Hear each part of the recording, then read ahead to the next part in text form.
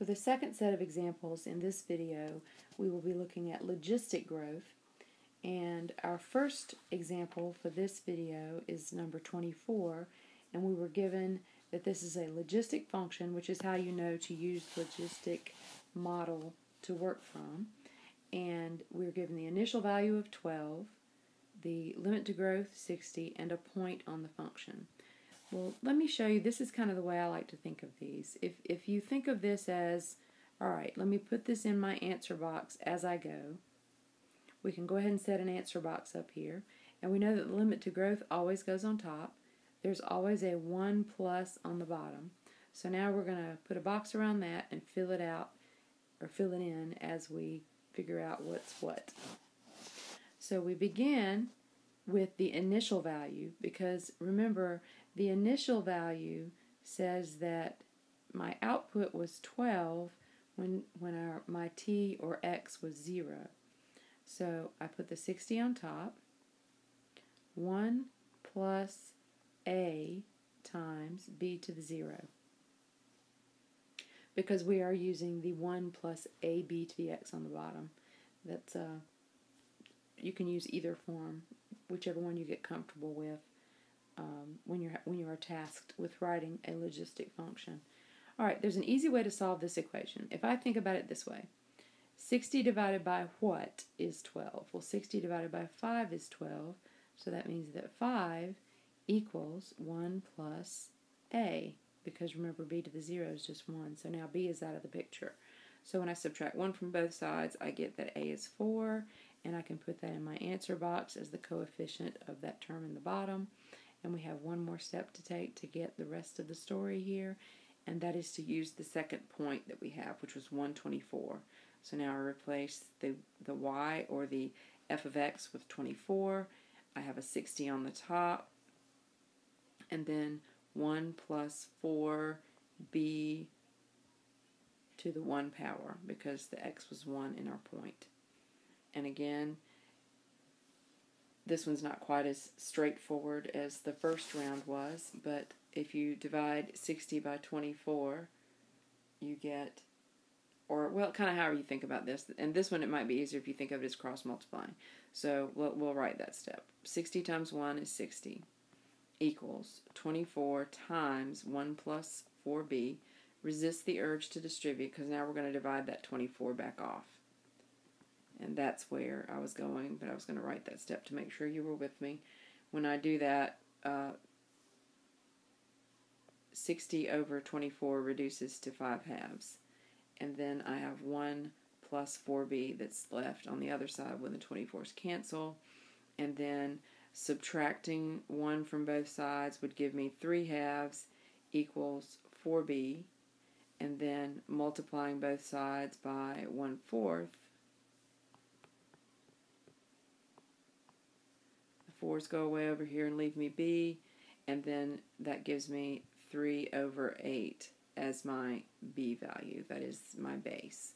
So I'm ready to come up here, put that in my answer box, and stick an X on it. And that is my final answer. Now let's look at another one. On number 30, we are given, and this one's not logistic. I said the video was logistic, but not all of these are logistic. Number 30, in fact, is exponential, and you know this because we're told that in 2000 we had a population of 478,000 that is increasing at a rate of 6.28%, and then we're asked to figure out when our population would be 1 million. So the first thing we need to do is to write a model that fits this situation. In these problems, when you start off, you want to go ahead and say t equals 0 is 2000. So basically you're going to let the 0 value in the problem be wherever the problem started. So since they told us 2000, that's going to be our t equals 0. And that's significant because that will tell us how to interpret what we're about to get for an answer. So our P of t is 478,000 times 1.06 28, and that is when I convert the R into a decimal and add it back to 1. So I'm saving myself that step to have to write that out. All right, well, what I want to know is when is the right side of this equal to 1,000,000. So we put 1,000,000 on this side.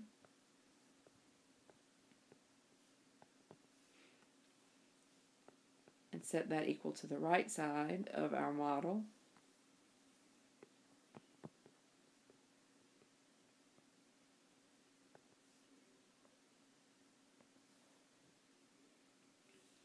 And then I'm going to get these numbers down by working this down a couple steps before I go to my calculator, which is how you will solve these until we get to 3.5. So when I divide both sides by 478,000, I get 2.09. Make my decimal a little better and clean those numbers up. 2.09205 equals 1.0628t. And then what I've done is graphed this as one function and this as the other function. And then I'm going to look at where these two intersect in the graph that I pulled up from my calculator. And as you can see from this graph, we see the two graphs crossing, and the point of intersection is 12.1, 2.09. So that's when the t is, or that's the t value, is the x value from our graph. So this implies that t equals approximately 12.1. And remember, since t equals 0 was 2,000, 12.1 implies that we will reach 1,000,000. And you can write that in words or with the digits in 2012 when we add that 12 to our 2,000 that we started with. And that is number 30. We have one more to look at, and that's number 46. And here is the function. And this is a model of the deer population in Cedar State Park. And A tells us to determine the initial population. Well, anytime you see the word initial, that implies that your variable, and in this case it's t, equals 0.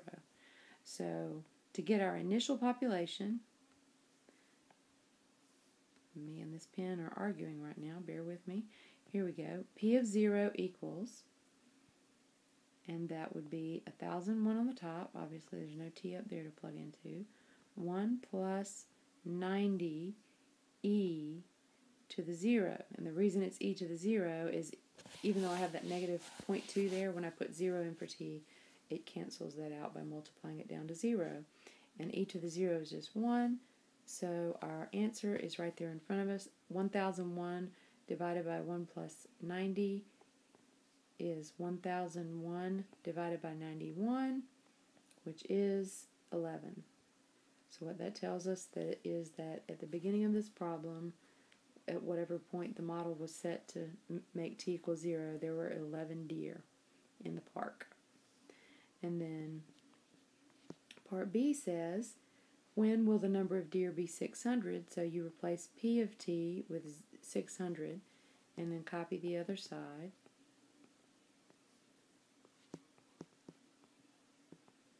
And now it's our job to figure out what t is. And we have negative 0.2 t in our exponent. Well, since we haven't gone over how to solve equations like this, like I said, we'll do that in 3.5. You can once again go to your graph, which is right here on the screen for you. And this is a zoomed in picture of these two graphed together. And the intersection point is 24.5, 600. So that tells us that we will have 600 deer in 24.5, and I didn't write that down, so hang on a second, I'll look in the book, because each one of these problems will tell you what the time factor is. And, oh, I did write it. I do have it in the problem. Sorry about that. The population of deer after T years. So this is, we will have 600 deer after our x-coordinate from our graph, which is 24.5.